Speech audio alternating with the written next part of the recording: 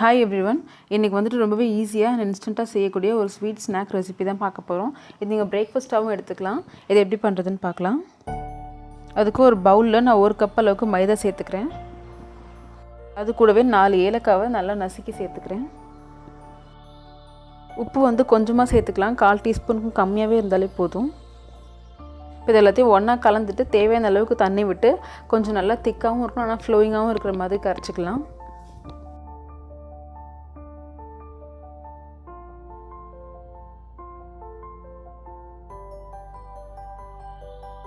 மாவோட கன்சிஸ்டன்சி இப்படி தான் இருக்கணும். உங்களுக்கு பார்த்தாலே தெரியும், அது நல்ல ஃப்ளோயிங்காக இருக்குது, அதே சமயத்தில் திக்காகவும் இருக்கணும். இப்போது இந்த மாவு வந்துட்டு ஒரு தோசைக்கல்லில் காய வச்சுருக்கேன். அதில் இந்த மாவு வந்துட்டு தோசை ஊற்றுற மாதிரி ஊற்றிக்கலாம். ஃபஸ்ட்டு ஊற்றுனதுக்கப்புறமா அதுக்கு மேலே திருகின தேங்காய் வந்துட்டு அப்படியே ஃபுல்லாக வந்து தூவி விட்டுக்கலாம். தேங்காய் தூவினதுக்கப்புறமா தேவையான அளவுக்கு சர்க்கரை வந்துட்டு தூவிக்கலாம். சுற்றி நெய் விட்டுக்கிறேன். நீங்கள் நெய் இல்லை எண்ணெய் எது வேணால் விட்டுக்கலாம். இது வந்துட்டு ஒரு நிமிஷம் வெந்தாலே போதும், ரொம்ப நேரம் தேவைப்படாது. நீங்கள் இதை ஊற்றிட்டு தேங்காய் சர்க்கரை சேர்க்கறதுக்குள்ளே இந்த மேல் பக்கம் வெந்துடும். வெந்ததுக்கப்புறமா வந்து இந்த மாதிரி நீங்கள் அப்படியே எடுத்து வச்சு சர்வ் பண்ணாலும் பண்ணலாம், இல்லை 2ஆக மடித்து பண்ணுங்கள். அப்படி இல்லைனாக்கா இந்த மாதிரி சின்னதாக ஃபோல்ட் பண்ணி கூட சர்வ் பண்ணலாம்.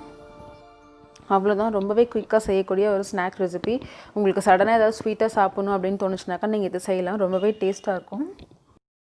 ஸோ ட்ரை பண்ணி பாருங்கள். தேங்க்ஸ் ஃபார் வாட்சிங்.